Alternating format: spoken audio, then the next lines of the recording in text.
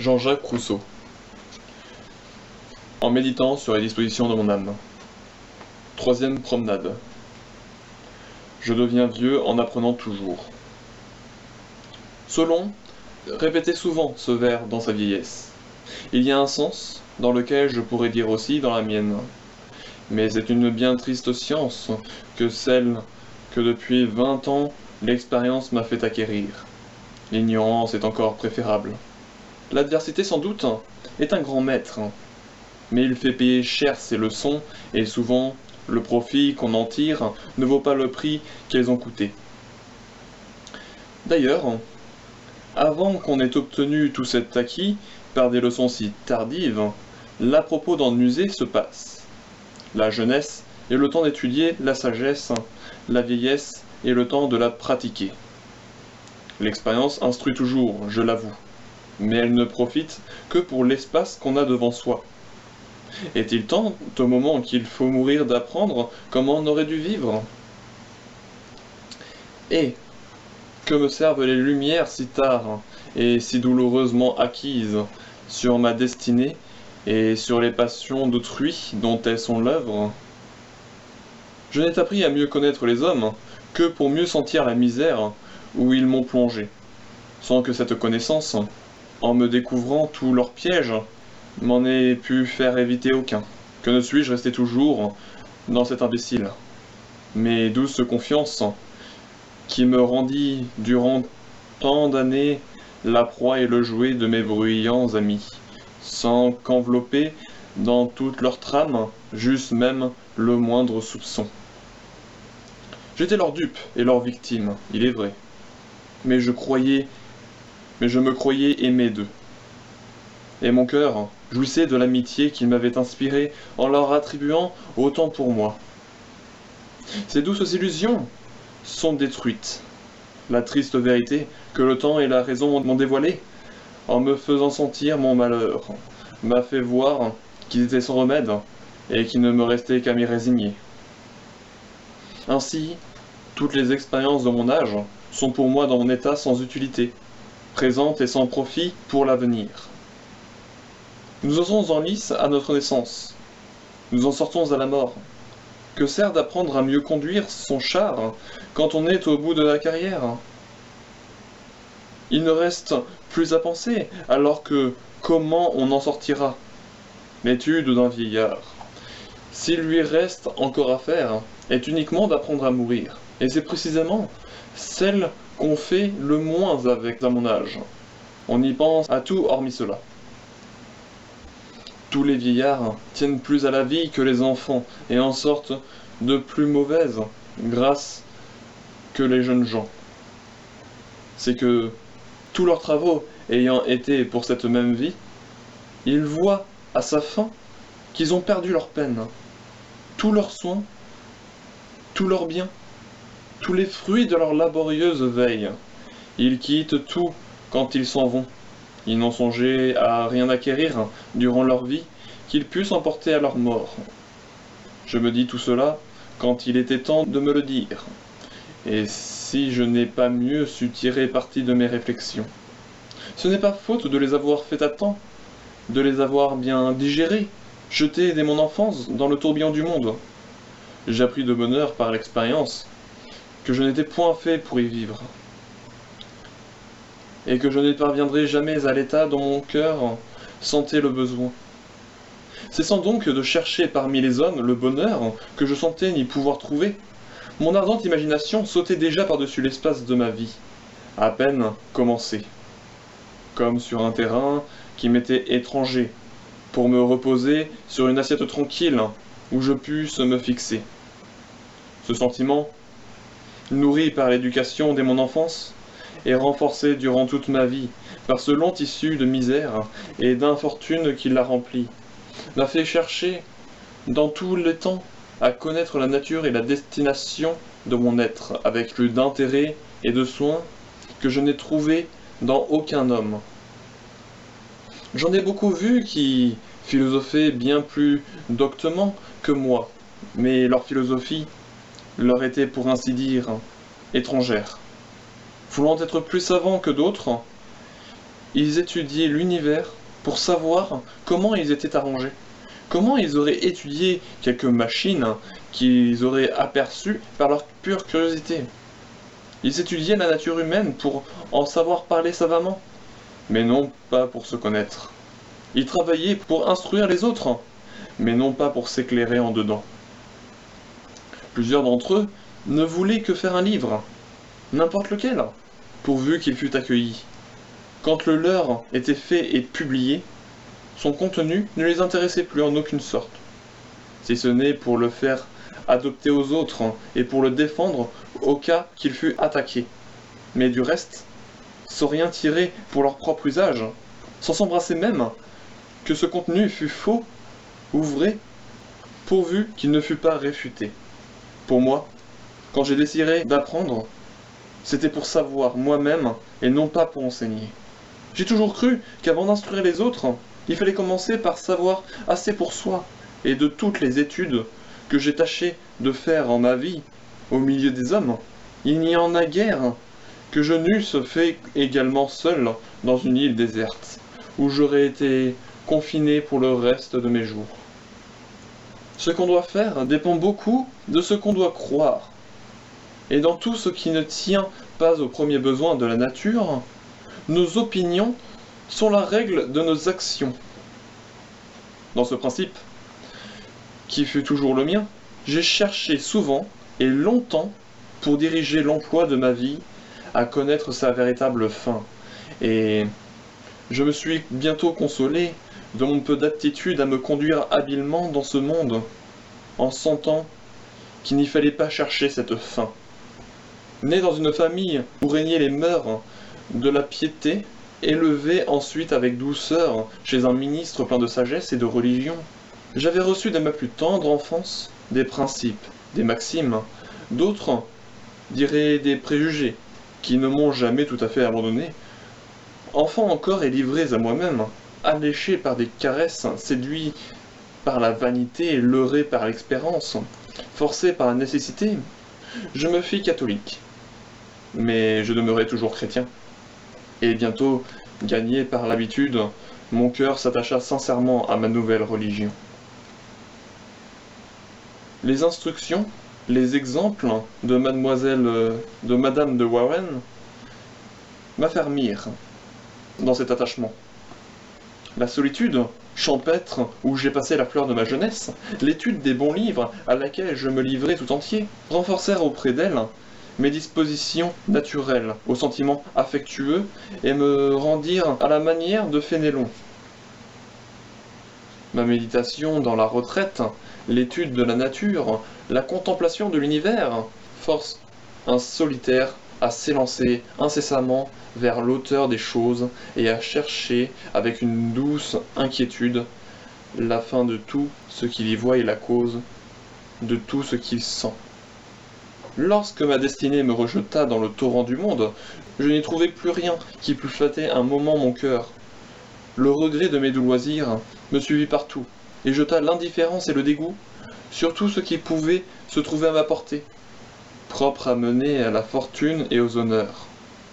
Incertain dans mes inquiets désirs, j'espérais peu, j'obtins moins, et je sentis, dans les lueurs même de prospérité, que quand j'aurais obtenu tout ce que je croyais chercher, je n'y aurais point trouvé ce bonheur, dont mon cœur était avide, sans en savoir démêler l'objet.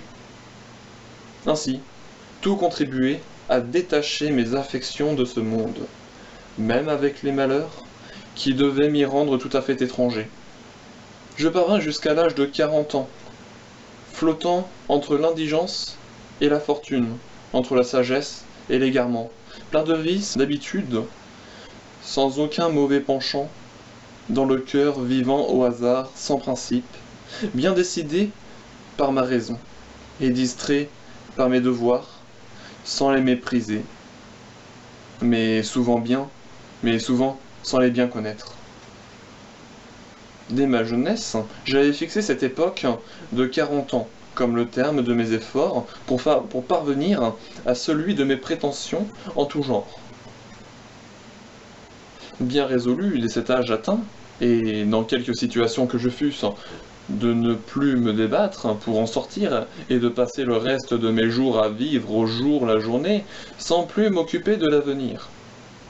Le moment venu, j'exécutai ce projet sans peine et quoique alors ma fortune sembla vouloir prendre une assiette plus fixe, j'y renonçai non seulement sans regret, mais avec un plaisir véritable. En me délivrant de tes vaines espérances, je me livrai pleinement à l'incurie et au repos d'esprit qui fit toujours mon goût, et le plus dominant et mon penchant le plus durable. Je quittai le monde et ses pompes. Je renonçai à toute parure, plus d'épée, plus de montre, plus de babans, de dorures, de coiffure, une perruque toute simple, un bon gros habit de drap, et mieux que tout cela, je déracinai de mon cœur les cupidités et les convoitises qui donnent du prix à tout ce que je quittais.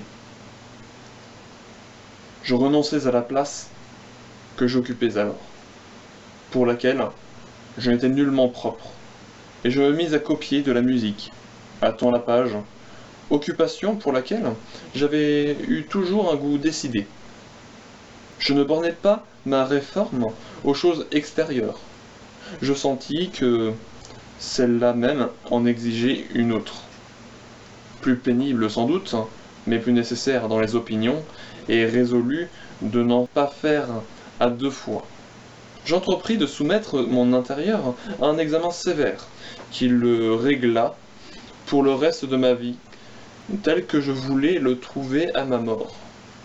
Une grande révolution qui venait de se faire en moi, un autre monde moral qui se dévoilait à mes regards, les insensés jugements des hommes, dont sans prévoir encore combien, j'en serais la victime, je commencerais à sentir l'absurdité. Le besoin toujours croissant d'un autre bien que la gloriole littéraire, dont à peine la vapeur m'avait atteint, que j'en étais déjà dégoûté. Le désir enfin de tracer pour le reste de ma carrière une route moins incertaine que celle dans laquelle j'en venais de passer la plus belle moitié. Tout m'obligeait à cette grande revue, dont je sentais depuis longtemps le besoin. Je l'entrepris donc, et je négligeai rien de ce qui dépendait de moi, pour bien exécuter cette entreprise. De cette belle époque, que je pus dater mon entier renoncement au monde et ce goût vif pour la solitude qui ne m'a plus quitté depuis ce temps-là. L'ouvrage que j'entreprenais ne pouvait s'exécuter que dans une retraite absolue. Il demandait de longues et paisibles méditations que le tumulte de la société ne souffre pas. Cela me force pour prendre pour un temps une autre manière de vivre, dont ensuite je me trouvais si bien, ne l'ayant interrompu depuis lors que, par force, et pour peu d'instants, je l'ai reprise de tout mon cœur, et m'y suis borné sans peine, aussitôt que je l'ai pu. Et quand ensuite les hommes m'ont réduit à vivre seul, j'ai trouvé qu'en me séquestrant pour mieux me rendre misérable, ils avaient plus fait pour mon bonheur que je n'avais su faire moi-même. Je me livrais au travail que j'avais entrepris avec un zèle proportionné et à l'importance de la chose et aux besoins que je sentais en avoir. Je vivais alors avec des philosophes modernes, qui ne ressemblaient guère aux anciens. Au lieu de lever mes doutes et de fixer mes irrésolutions, ils avaient ébranlé toutes les certitudes que je croyais avoir sur les points qu'il m'importait le plus de connaître, car ardents missionnaires d'athéisme et très impérieux, dogmatiques, ils enduraient point sans colère que sur quelques points que ce put être, on n'osa penser autrement qu'eux. Je m'étais défendu souvent assez faiblement par ma haine pour la dispute et par peu de talent pour la soutenir. Mais jamais je n'optai leur désolante doctrine, et cette résistance à des hommes aussi intolérants qui d'ailleurs avaient leur vue, ne fut pas une des moindres causes pour attirer leur animosité. Ils ne m'avaient pas persuadé, mais ils m'avaient inquiété. Leurs arguments m'avaient ébranlé. Sans m'avoir jamais convaincu, je n'y trouvais point de bonne réponse, mais je sentais qu'il en devait avoir. Je m'accusais moins d'erreur que d'ineptie, et mon cœur leur répondait mieux que ma raison. Je me dis enfin, me laisserai-je éternellement balloter par les sophismes des mieux-disants, dont je ne suis pas même sûr que les opinions qu'ils prêchent et qu'ils ont tant d'ardeur à faire adopter aux autres soient bien les leurs à eux-mêmes? Leur passion qui gouverne leur doctrine, leur intérêt de faire croire ceci ou cela, rend impossible à pénétrer ce qu'ils croient eux-mêmes. Peut-on chercher de la bonne foi dans les chefs de parti? Leur philosophie, et pour les autres, il m'en faudrait une pour moi.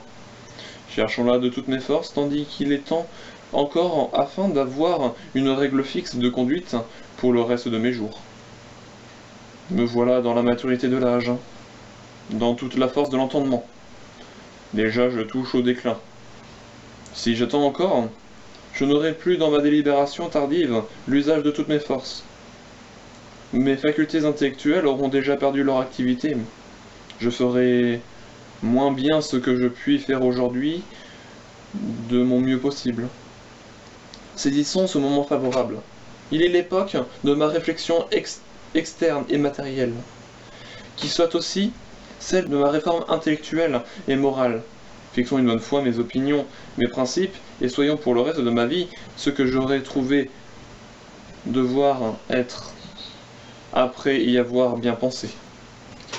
J'exécutais ce projet lentement et à diverses reprises, mais avec tout l'effort de toute l'attention dont j'étais capable, je sentais vivement que le repos du reste de mes jours et mon sort total en dépendaient. Je m'y trouvais d'abord dans un tel labyrinthe d'embarras, de difficultés et d'objections, de tortuosités, de ténèbres que, 20 fois tenté de tout abandonner, je fus prêt, renonçant à de vaines recherches, de m'en tenir dans mes délibérations aux règles de la prudence commune, sans plus en chercher dans des principes que j'avais tant de peine à débrouiller.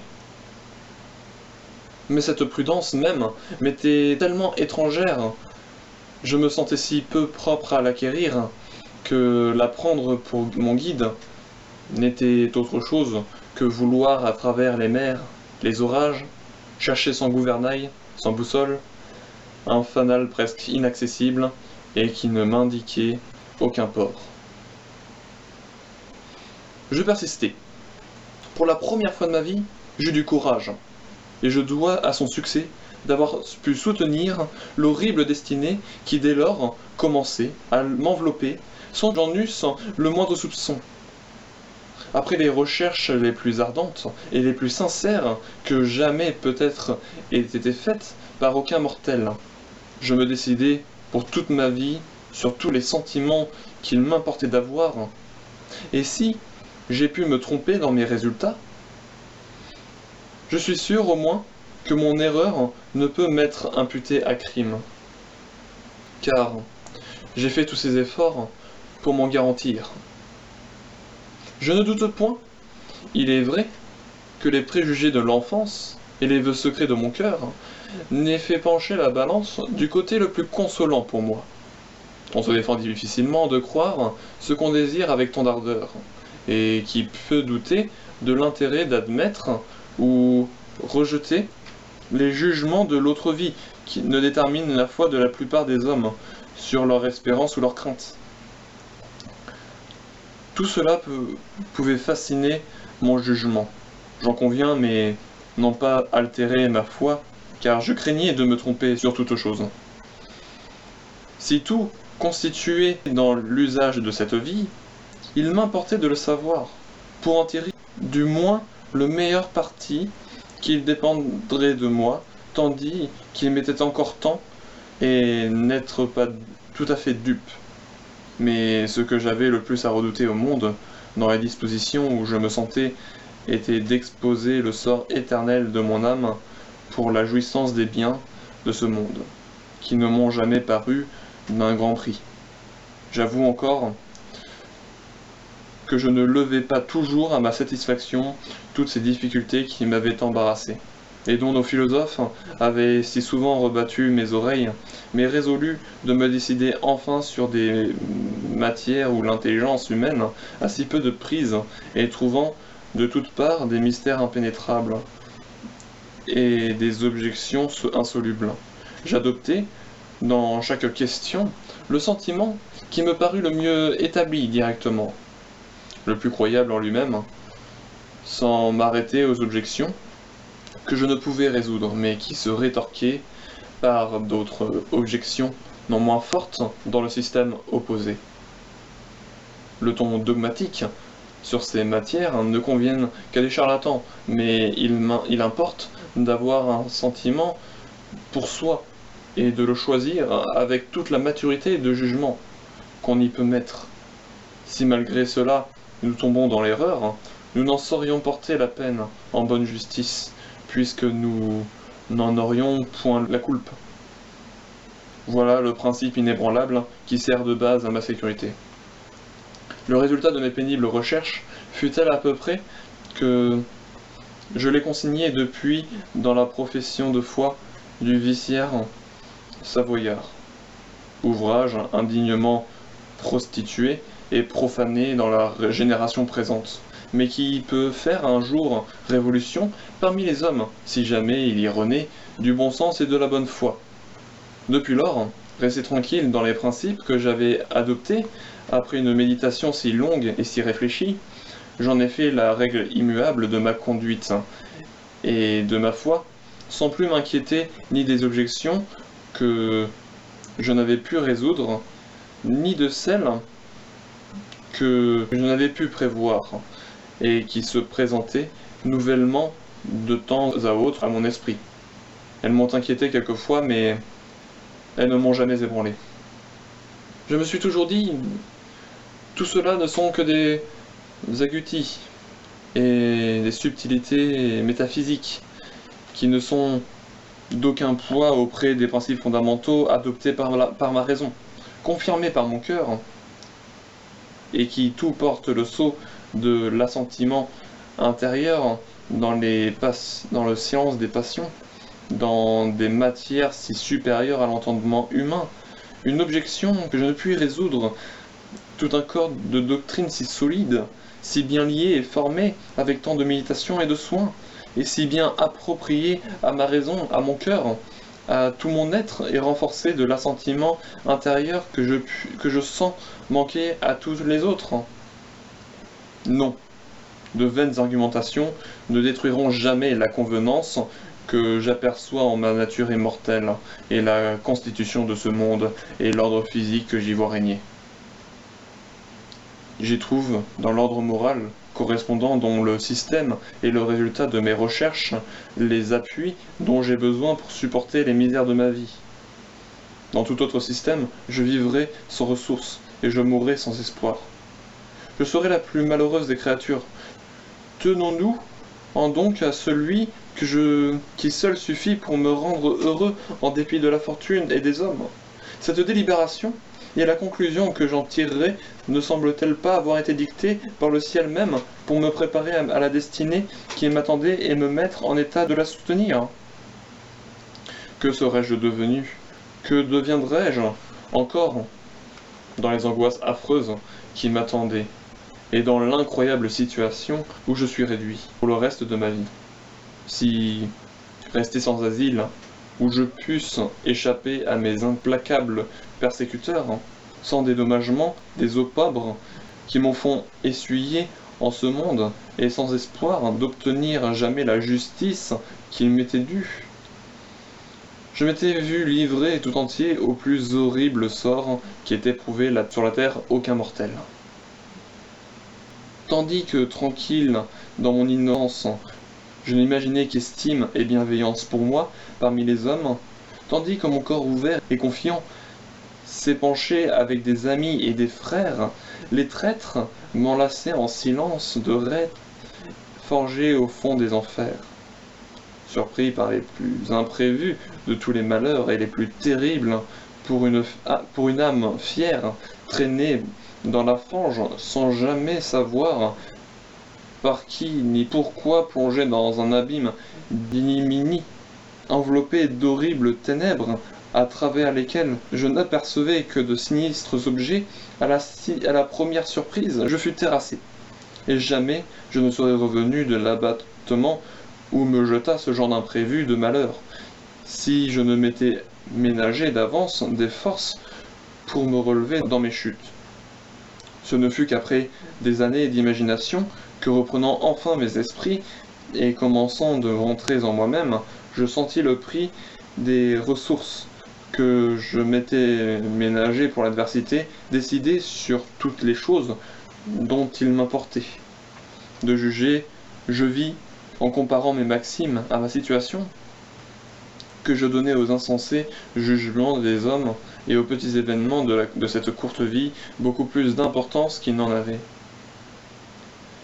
Que cette vie n'étant qu'un état d'épreuve, il importait peu que ces épreuves fussent de telle ou telle sorte, pourvu qu'il en résultât l'effet auquel ils étaient destinés, et que par conséquent, plus les épreuves étaient grandes, fortes, multipliées, plus il était avantageux de les savoir soutenir. Toutes les plus vives peines perdent leur force pour quiconque envoie le dédommagement grand et sûr. Et la certitude de ce dédommagement était le principal fruit que j'avais retiré de mes méditations précédentes. Il est vrai qu'au milieu des outrages sans nombre et des indignités sans mesure dont je me sentais accablé de toutes parts, des intervalles d'inquiétude et de doute venaient de temps à autre ébranler mon espérance et troubler ma tranquillité. Les puissantes objections que je n'avais pu résoudre se présentaient alors à mon esprit avec plus de force pour achever de m'abattre, précisément dans les moments où, surchargé du poids de ma destinée, j'étais prêt à tomber dans le découragement. Souvent, des arguments nouveaux que j'entendais faire me revenaient dans l'esprit à l'appui de ceux qui m'avaient déjà tourmenté.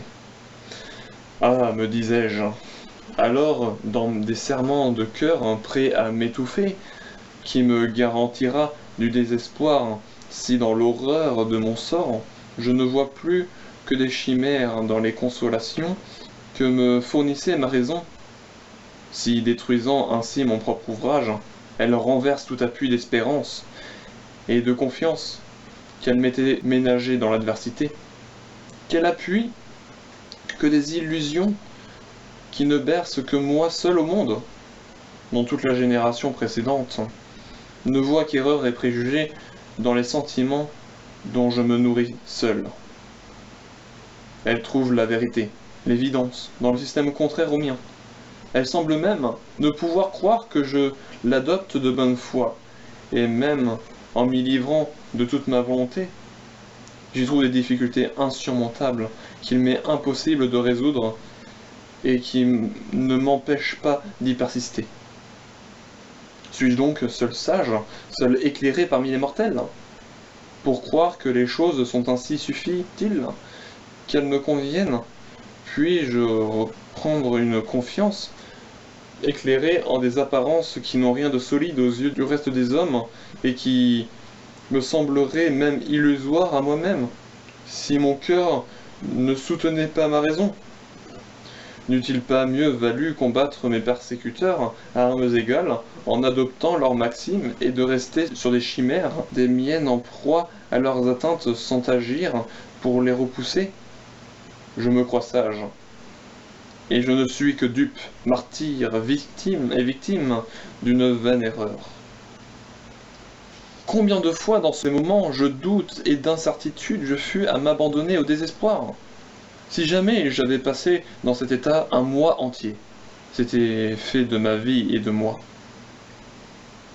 Mais ces crises, quoique autrefois assez fréquentes, ont toujours été courtes. Et maintenant que je ne m'en suis pas délivré, tout à fait, encore, elles sont si rares et si rapides, qu'elles n'ont même pas la force de troubler mon repos. Ce sont de légères inquiétudes, qui n'affectent pas plus mon âme qu'une plume qui tombe dans la rivière ne peut altérer le cours de l'eau. J'ai senti que remettre en délibération les mêmes points sur lesquels je m'étais ci-devant décidé était de me supposer de nouvelles lumières, ou le jugement plus formé ou plus de zèle pour la vérité que je n'avais lors de mes recherches, qu'aucun de ces cas n'étant ni ne pouvant être le mien. Je ne pouvais préférer par aucune raison solide des opinions qui, dans l'accablement du désespoir, ne me tentaient que pour augmenter ma misère, à des sentiments adoptés dans la vigueur de l'âge.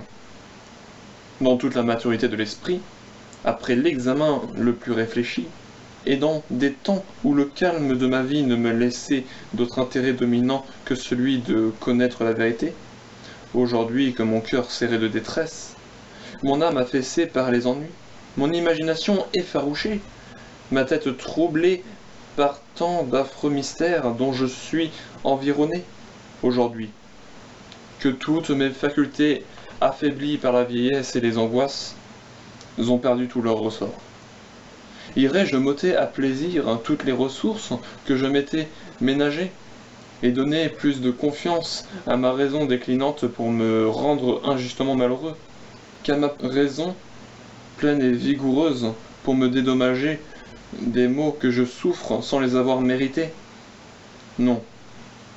Je ne suis ni plus sage, ni mieux instruit, ni de meilleure foi que quand je m'ai décidé sur ces grandes questions. Je n'ignorais pas alors les difficultés dont je me laissais troubler aujourd'hui. Elles ne m'arrêtèrent pas. Et s'il s'en présente quelques nouvelles, dont on ne s'était pas encore avisé, ce sont les sophismes d'une subtilité métaphysique qui ne saurait balancer les vérités éternelles admises de tous les temps. Par tous les sages, reconnus par toutes les nations et gravés dans le cœur humain en caractères ineffaçables, je savais en méditant sur ces matières que l'entendement humain circonscrit par les sens ne les pouvait embrasser dans toute leur étendue. Je m'en tins donc à ce qui m'était à ma portée sans m'engager dans ce qui l'a passé. Ce parti était raisonnable. Je l'embrassai jadis et m'y tins avec l'assentiment de mon cœur et de ma raison. Sur quel fondement y renoncerai-je aujourd'hui? Tant de puissants motifs m'y dois-je tenir attaché? Quel danger vois-je à la suivre? Quel profit trouverai-je à l'abandonner? En prêchant la doctrine de mes persécuteurs, prendrai-je aussi leur morale sans racine et sans fruit qu'ils étalent pompeusement dans des livres ou dans quelques actions d'éclat sur le théâtre, sans qu'ils en pénètrent jamais rien dans le cœur ni dans la raison? Ou bien cette autre morale secrète et cruelle, doctrine intérieure de tous leurs initiés, à laquelle l'autre ne sert que de masque, qu'ils suivent seuls dans leur conduite et qu'ils ont si habilement pratiquée à mon égard. Cette morale, purement offensive, ne sert point à la défense, et n'est ni bonne qu'à l'agression.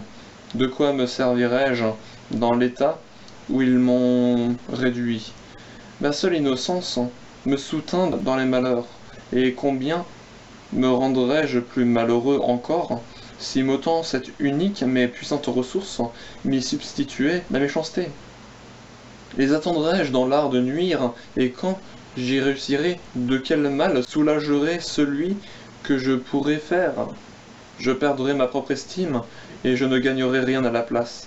C'est ainsi que, raisonnant avec moi-même, je parvins à ne plus me laisser ébranler dans tous mes principes par des arguments captieux, par des objections insolubles et par des difficultés qui passent ma portée, et peut-être celle de l'esprit humain, le mien restant dans la plus solide assiette que j'avais pu lui donner, s'accoutuma si bien à s'y reposer à l'abri de ma conscience, qu'aucune doctrine étrangère, ancienne ou nouvelle, ne peut plus l'émouvoir, ni troubler un instant mon repos. Troublé dans la langueur et l'appétissement d'esprit, j'ai oublié jusqu'aux raisonnements sur lesquels je fondais ma croyance et mes maximes. Mais je n'oublierai jamais les conclusions que j'en ai tirées avec l'approbation de ma conscience et de ma raison. Et je m'y tiens désormais. Que tous les philosophes viennent ergoter contre, ils perdront leur temps et leur peine. Je me tiens pour le resté de ma vie, en toute chose que j'ai pris quand j'étais plus en état de bien choisir. Tranquille dans ces dispositions, j'y trouve avec le contentement de moi l'espérance et les consolations dont j'ai besoin dans ma situation. Il m'est possible qu'une solitude, aussi complète, aussi permanente, aussi triste en elle-même, l'animosité toujours sensible et toujours active de toute la génération présente, les indignités dont elle m'accable sans cesse, ne me jettent quelquefois dans l'abattement, l'espérance ébranlée, les doutes décourageants reviennent encore à temps à autre mon âme et la remplit de tristesse. C'est alors qu'implacable des opérations de l'esprit nécessaires pour me rassurer moi-même, j'ai besoin de me rappeler mes anciennes résolutions, les soins, l'attention, la sincérité de cœur que j'ai mis à les prendre reviennent alors à mon souvenir et me rendent toute ma confiance. Je me refuse ainsi à toutes nouvelles idées, comme à des erreurs funestes qui n'ont qu'une fausse apparence et ne sont bonnes qu'à troubler mon repos. Ainsi retenu dans l'étroite sphère de mes anciennes connaissances, je n'ai pas comme Solon le bonheur de pouvoir m'instruire chaque jour en vieillissant, et je dois même me garantir du dangereux orgueil de pouvoir apprendre ce que je suis désormais hors d'état de bien savoir. Mais s'il me reste peu d'acquisitions à espérer du côté des lumières utiles, il m'en reste de biens importantes à faire du côté des vertus nécessaires à mon état.